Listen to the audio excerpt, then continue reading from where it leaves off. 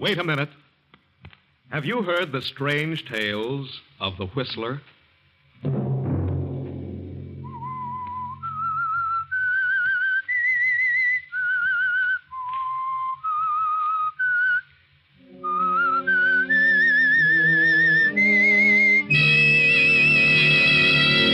I'm the Whistler. You cops are going to be on the scene of a crime instead of coming in after it's all over. Tonight, I'm going to do a little exterminating. Sunday night, and again CBS presents The Whistler.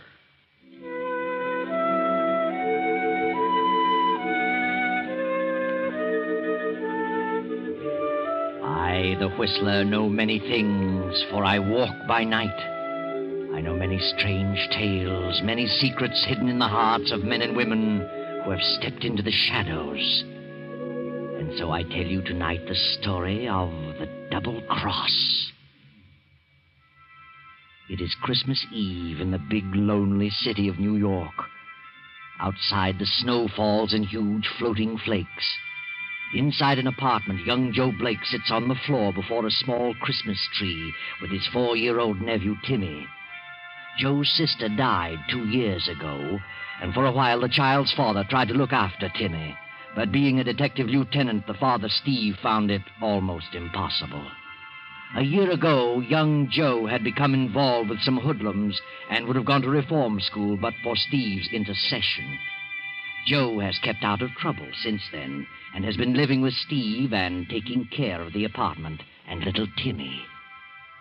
When will Santa Claus come, Uncle Joe? Well, I don't think he'll come until you go to sleep, Timmy. How's he going to get in? Well, he comes down the chimney. What chimney? I never thought of that. Well, maybe he comes through the window. They're all locked, Uncle Joe. Well, I'll open one after you go to bed, kid. He'll get in. Don't worry about that. Open the biggest one. The biggest one? Why? Well, I saw Santa Claus, and he's fat. And a pony is big, too. Oh, I see. Well, I don't know about the pony, Timmy. Kind of scarce these days. Huh? Well, ponies are kind of extinct. Well, I could keep my window open. No one would smell them. Wouldn't you like to have a train just as well? If you don't get a pony, huh? Mm-hmm. Attaboy, Timmy. Well, you better go to bed now. It's after 11, and old Nick won't come unless he's sure you're asleep. How about it? When is Daddy coming? Oh, he'll be along soon. Come on, Timmy. You're going to turn in.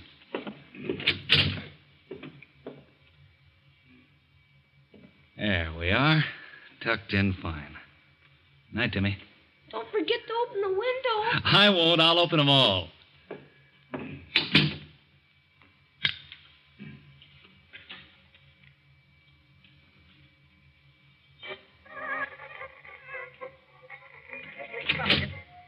Police call's on the other end of the dial, Joe. Huh? Oh, hello, Steve. I didn't hear you come in. Let me help you. I wasn't looking for the police call. No? I just put Timmy to bed. Why so late? Oh, he wanted to see Santa Claus. He's going to be kind of disappointed in the morning. How so? Well, it's a pony. Well, maybe you can buy him one, Joe. Are you kidding? No. I don't get it. What's the matter with you, Steve? Something go wrong tonight? Have you been here all evening? Why, sure. Haven't been out. Don't I always stay with Timmy when you work late? You didn't slip out for an hour or so while Timmy was asleep, huh? No, why should I? But you could have. Sure I could, but I didn't. Joe, when I got you out of that last scrape, I did it because I had a lot of faith in you. In your promises. I still don't get it. I was the one who got you that relief job in that department store. I vouched for you. I know that. What about it? Somebody opened the store's safe tonight. Somebody with slick fingers. Sensitive fingers like yours, Joe. What? Why, I've been near the store since noon. You sure? Certainly, I'm not crazy. I've had my lesson. I wish I could believe that. I swear I haven't been out of this house. Why should you try to pin anything like this on me just because I'm working there during the holiday season? I'm not trying to pin anything on you. Just has all the earmarks of your abilities to open a safe. That's not fair, Steve. I'm through with that kind of stuff. I got plans. I'm going to make something useful of myself. You're sure you weren't out of this place? I swear I wasn't, Steve. I swear it. Okay. I'll take a chance on it. I'm not on the case, but I heard about it. Now, look, they'll start checking on all the records of guys like you, and they'll probably drop around to see you tomorrow. I didn't leave the house, Steve. I didn't. Okay, but you got to have an alibi. Well, Timmy was here. Timmy's a baby. He won't count. Oh, hello, Steve. Why, evening, Captain. Come on in. Yeah. You know my brother-in-law, Joe. Yeah, I remember him. What can I do for you? Sit down. I was just ready to turn in, but sitting around reading for a couple of hours. Kind of drowsy. Yeah? How long you been here, Steve? Oh, I got off duty at 8. Been home since 8:30. Why? How long has Joe been here? Oh, he was here when I came in. He's been here all evening. Hasn't been out? Certainly not. What are you getting at, Captain? Joe's been working mornings at Shelby's department store, hasn't he? Yeah, that's right. Well, their safe was open tonight around 9:30. They closed at 7:30. I thought we'd check up on the boys with sensitive fingers. Joe? Why, he hasn't been out of the house. I'll swear to that. You will? Certainly I will. Joe's through with that kind of stuff. Yeah? Well, then how would you explain this, Steve? Why, where'd you get that cigarette case? Wait a minute. Let's see that. Sure. We found it beside the safe. Joe, this is the case your sister gave you a year before last. I had your name engraved on it. Yeah, but how'd it get there? I've never been near this store safe. No? Well, I suppose you just lost it somewhere. When did you see that case last, Joe? Oh, yeah. I had it this morning. As a matter of fact, I hadn't missed it. You expect me to believe that, Steve? No. And you expect me to believe that you were here all evening? No. You dirty little rat. You did pull that job. No, I swear I didn't, Steve. I swear it. You know what this means, Steve? You haven't been here all evening. You're lying. You're trying to furnish an alibi for Joe. Do you know what that means? Yes, I know what it means. Sneaking little crook. I believed in him. Get him out of here. Get him out before I break his neck. Steve, please, listen. There'll be a hearing about you, Steve, in the morning.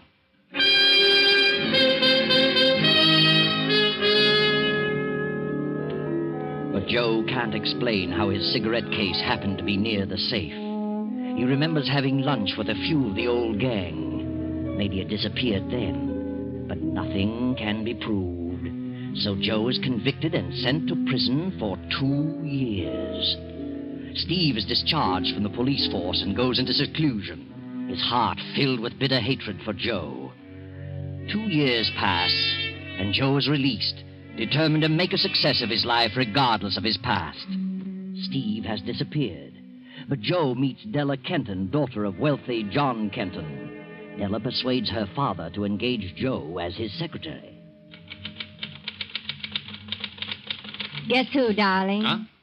Why, I can't imagine. But if I could, I'd guess it was Della. Well, you'd guess right.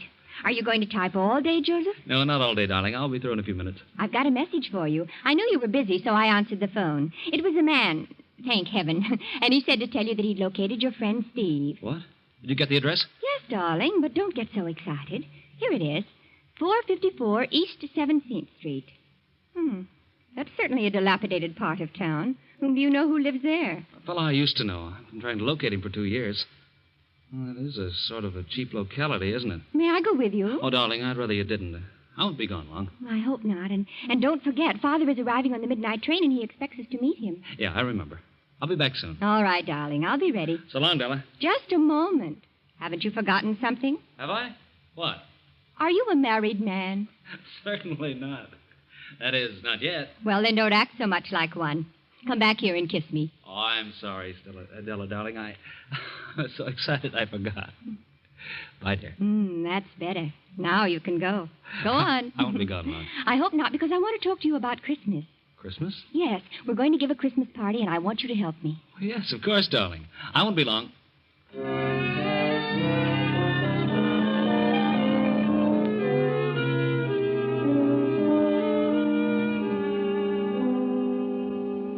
Timmy. Well. How are you, baby? Huh? What do you want? Why, Timmy, don't you remember me? It's your Uncle Joe. Oh, gee, it's good to see you. Uncle Joe?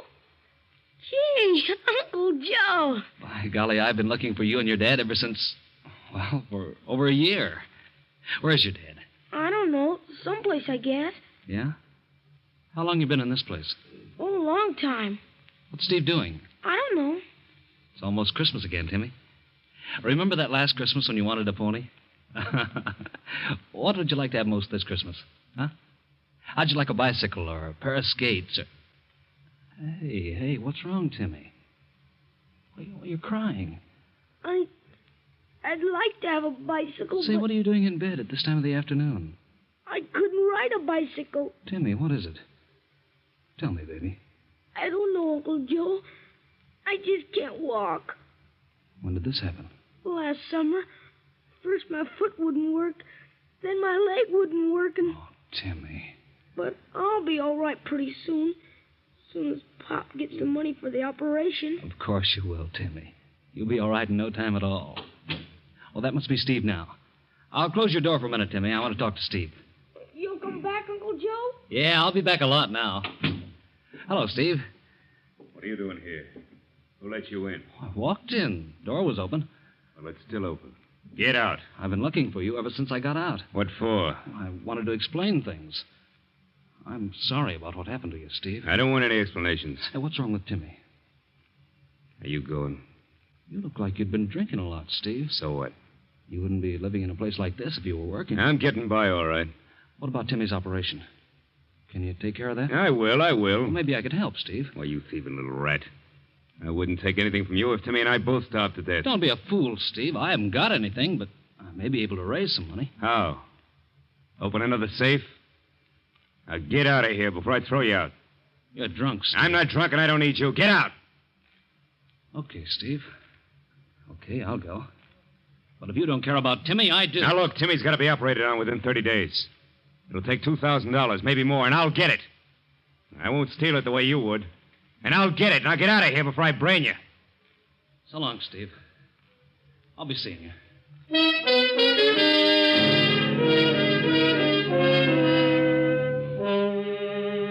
Dusk has descended as Joe leaves the cheap apartment and drives to the palatial estate of his fiancée, Della.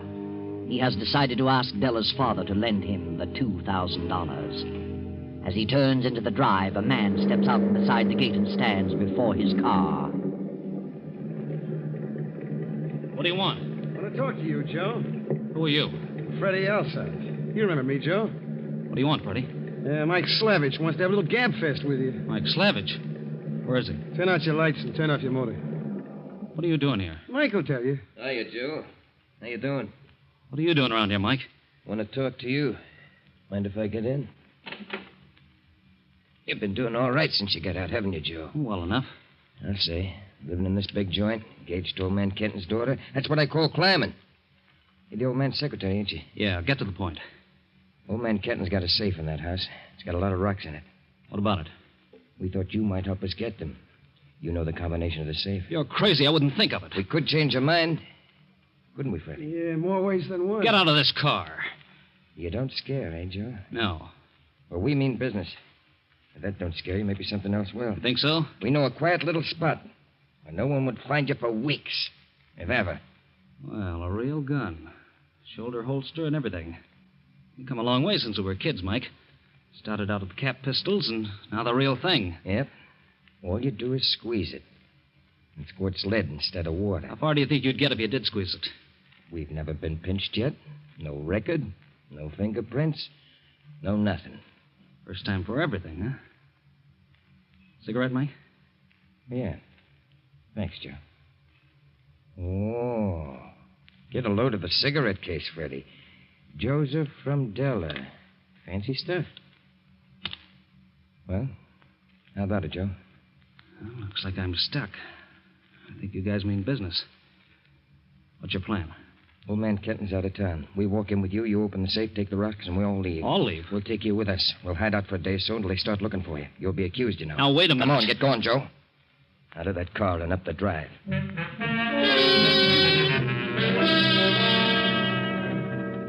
Open it up, Joe. Quit stalling. Okay. It's open. Hand me the stuff. There you are.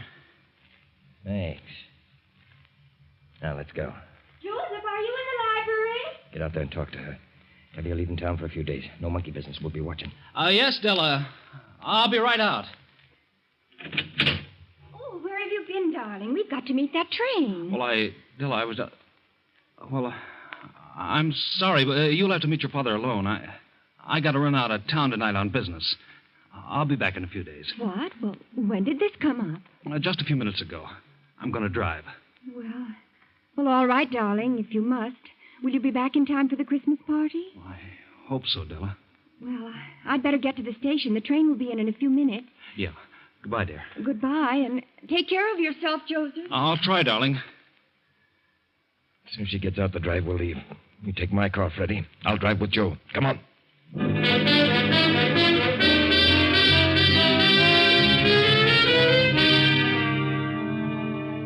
Now, 2 days later, the story of the jewel theft breaks in the newspapers. Joe Blake is suspected, and old man Kenton has offered a reward for the recovery of the stones and apprehension of Joe. Gee, Mike, he's offering $10,000 for the recovery of the rocks and $2,500 for the capture of Joe. I see. Well, we'll lay low for a few more days, then skip to Chicago and unload this stuff. Why do that? You got a better deal right here in town. How do you mean, Joe? You'd make a lot more by collecting this reward than you would from a fence out of town. You mean we go back to Kenton and hand over the stuff? Why not? Not a bad idea. But we'd have to take you with us and turn you in. Well, certainly. You'd have to do that to prove how you found the jewels. What's your plan? Oh, look. You guys are a couple of private detectives, and you read about the reward, see? You just happened to spot me and grab me. Brought me back to Kenton. You turn over the stuff, and he pays off. I'll make a break for the door. You got to take a few shots at me to make it look real, but you shoot wild. I get away. Then later on, when the coast is clear, I'll drop around. That leaves you in the clear, and I don't get locked up. I think it's a nutty idea. What if it don't work? Shut up. That ain't a bad idea, Joe.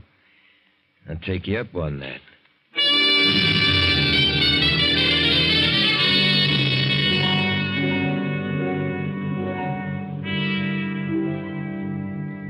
So, Mr. Kenton, me and my partner read about the theft and saw this guy's picture and happened to spot him in this lunchroom, so we nabbed him.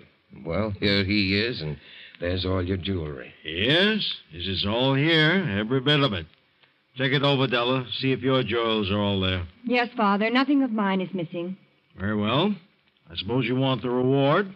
Well, after all... I'll give you this check for $10,000 now for the return of the stones, and I'll withhold the $2,500 until he is booked by the police and locked up.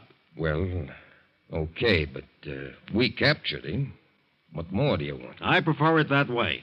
I want to be sure that he's locked up, and if he gets out in 20 years, it'll be too soon for me.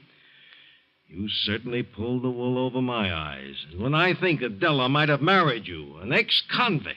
You can't always judge a book by its cover. It doesn't seem possible I could have been such an utter fool. You got a lot of things to learn, Della. The sooner you get him out of here, the better. Well, here's your check, and So when... long, Della.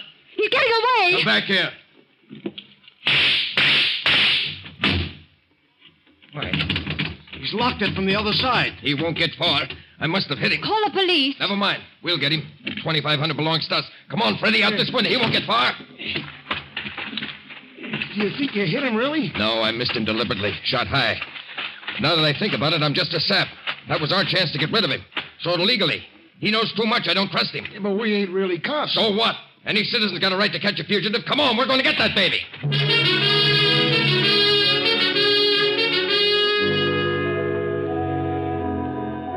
Joe makes a getaway and heads for a little hotel where he hides out for another day. Then the papers break with another story, and Kenton has increased the reward for Joe's capture. Joe studies this over for a while and realizes the possibility of Mike's double-crossing him for the additional reward. He slips out for a while, then returns to his room around 8 in the evening.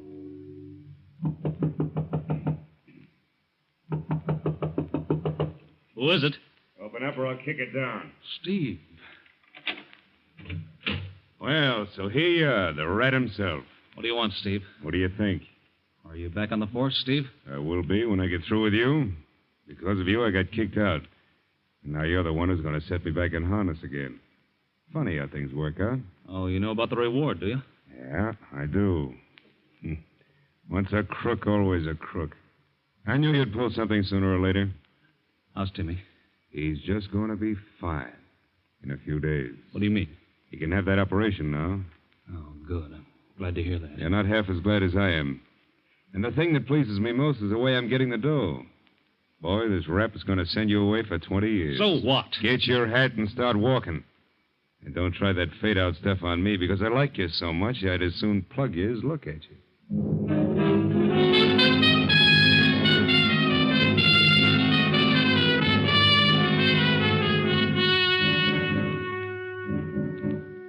Thanks, Mr. Kenton. Thanks very much. I wouldn't have come out so soon, but, well, this money's a lifesaver. How's that, Bradley? My kid, Timmy's got to have an operation, and I didn't have a cent. Has to be done in a few days, or he won't live.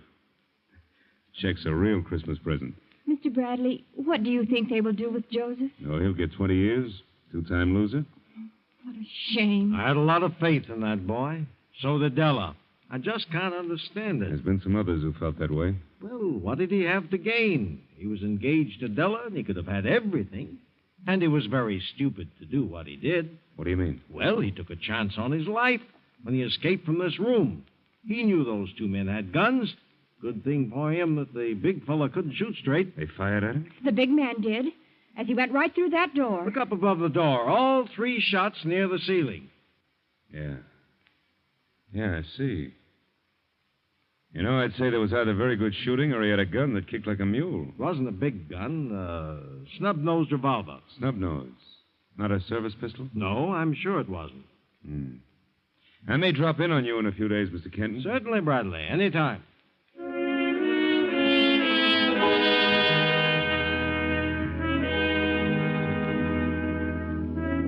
I want to ask you a few questions, Joe. Did you collect the reward? I did last night. How's Timmy? He went to the hospital this morning. Oh, that's swell. Gee, I'm glad. Well, what do you want to know? He didn't pull his job alone, Joe. How did you arrive at that conclusion? Who were those guys who captured you? Said they were private detectives. One of them was a swell shot. He placed every slug in the same spot, above the door, deliberately. They were in this with you, gagged to cop the reward that was sure to be offered. Otherwise, they'd have popped you in the doorway, you were to get away, and then all meet later and share the proceeds. Yeah? But in the meantime, they changed their minds, Joe, and decided to cut you out. They double-crossed you. What do you mean? How do you suppose I knew where you were hiding? A guy phoned me and tipped me off. They figured they had no police record. Nothing you could say would implicate him. They're safe. Why attempt to shield a double-crosser? That's just what I figured those rats would do. You might as well spill it, Joe, and determine to crack this case. Yeah? What would happen if you cracked this one and another one besides? Set you up as a lieutenant again, wouldn't it? Yeah. Okay. I was forced to open that safe at the point of a gun. Tell me another one, Joe. If you want to grab the other 2 guys, I'll make a deal with you. A deal? Let me talk to your fingerprint expert and get me out of this cell. Are you kidding? I want you to take me to old man Kenton's. There's a Christmas Eve party going on there tonight. I wouldn't trust you across the hall. It means just as much to you as it does to me, and probably more. I'll guarantee results. Okay. What's your plan? I'll tell you on the way out to the Kenton place. All right. Hey, Sergeant, let us out of here.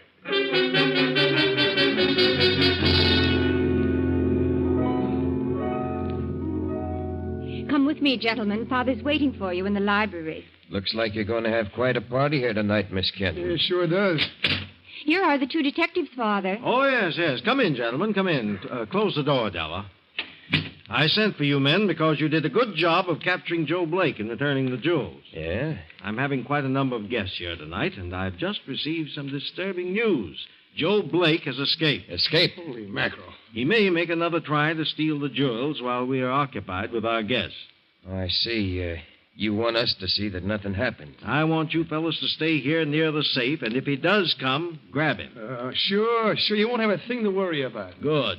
Come along, Della. Our guests are beginning to arrive. All right, everybody, don't make a move. Father! Lay your guns on the desk, boys. Thanks. Get over the other side of the room, Della. You too, Kenton. Things might happen. What's on your mind, Joe? Spread your hands flat on that desktop, Mike. You too, Freddie, and keep them there. Make one move, and I'll drill you both, you dirty double-crossing rats. Forced me to open the safe at the point of a gun, and tipped off the cops so to find me.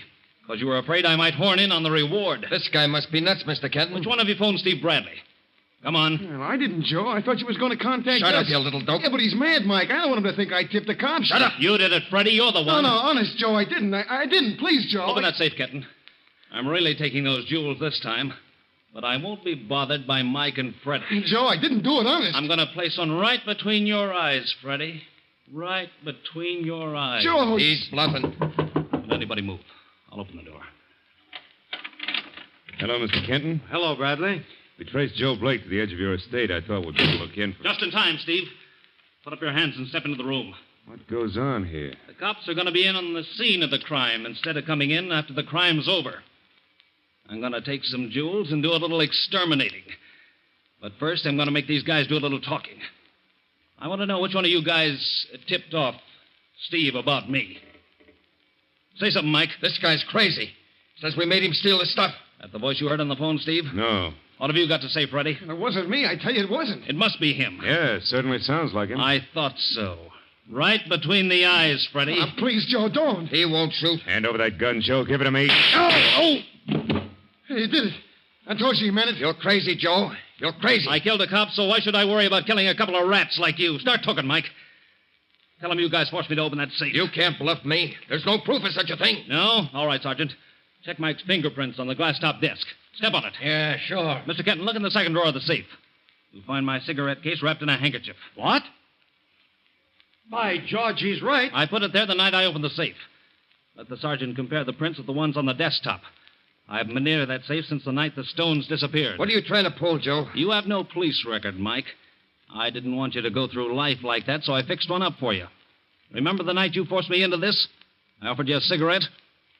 Well, you got a record now, Mike. Well, Mike's prints on the desk check with the ones in the cigarette case. And how about that photo of prints you found on that safe I was supposed to have opened several years ago? You brought them along?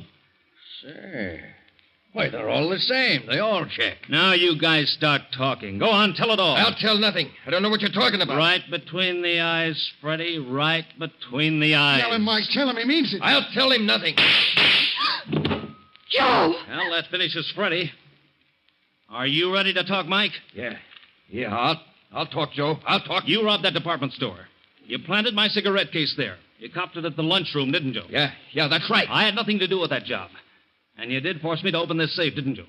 My cigarette case proves that. Yeah, that's right. I'll admit it. You're innocent, Joe. All right. There you are, Steve. You can get up now. Yeah. Very nicely handled, Joe. Hey, I thought you was... I've been framed. Pour some water on Freddie. Joe was using blanks. Hey, Joe. No, Joe, I'll tell everything. Nothing more to tell, Freddie. It's all been told. Well, that certainly leaves you in the clear, Joe.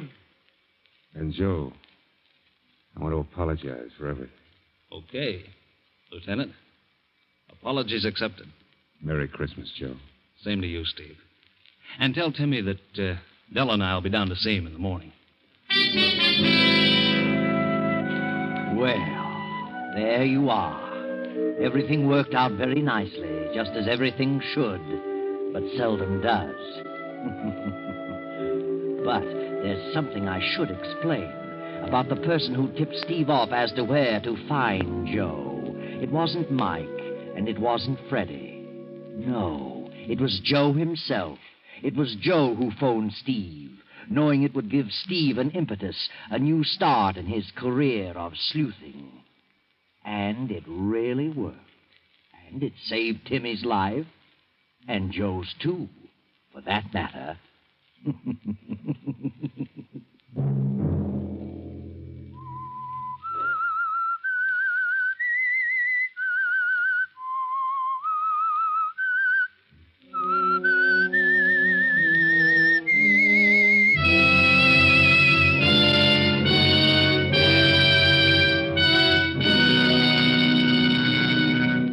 CBS has presented The Whistler.